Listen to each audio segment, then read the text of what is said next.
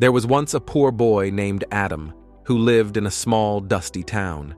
His father was a carpenter, working long hours to earn a few coins, and his mother sold vegetables in the local market.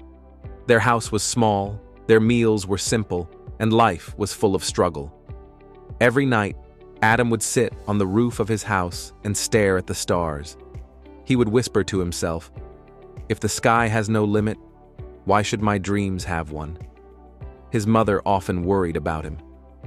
"Adam, don't dream too big," she said softly. "You'll only get hurt when you fail." But Adam would smile and say, "Mama, maybe one day my dream will feed us all." One day, in school, the teacher asked the students to write about what they wanted to become in life. Some wrote driver, some wrote shopkeeper, and others said farmer. But Adam wrote just one line, "I want to change the world." The whole class burst out laughing. Even the teacher chuckled and said, "Adam, that's too big. Be realistic." Adam didn't argue. He just looked at his notebook and said quietly, "If I think small, I will live small. But if I think big, maybe one day I'll live big." That sentence became his life's rule. As years passed, life didn't get easier. His father fell sick, and the family started struggling even more. Many nights, they slept hungry. Sometimes Adam wanted to give up, but then he remembered that sky full of stars. He began reading stories of people who had changed the world. One story that touched his heart was about Thomas Edison, the man who invented the electric bulb. Edison failed more than 10,000 times before he succeeded. When someone asked him, "Aren't you tired of failing again and again?" Edison smiled and replied, "I didn't fail 10,000 times. I just found 10,000 ways that didn't work." That line hit Adam like lightning. He wrote it on his wall with chalk. "I didn't fail. I just found another way that doesn't work yet." From that day, whenever he felt hopeless, he would touch that wall and remind himself, "Adam, don't stop. You're just finding new ways to reach your dream." At the age of 18, Adam had an idea. He noticed that many poor children in his town went to school without bags or notebooks. He thought, what if I could make school bags for them, using old clothes and waste materials? He started collecting old fabric and sewing simple bags by hand. When people saw it, they laughed again. They said, "You're wasting your time. Who will buy this garbage?"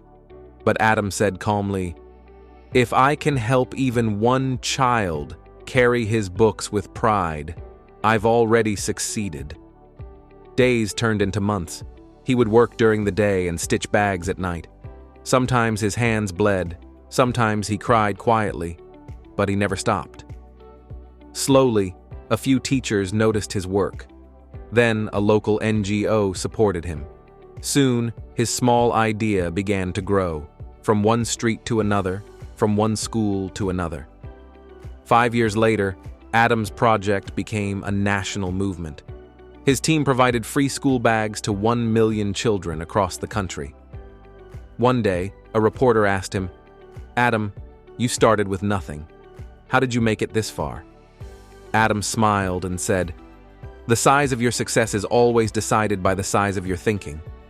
He continued, "If you believe you can only climb a small hill, you'll stop there. But if you believe you can climb a mountain, even if you don't reach the top, you'll still be far above the ground." Later, Adam was invited to speak at a large school. He looked at hundreds of young faces and began his speech. He said, "Thomas Edison failed 10,000 times, but never stopped.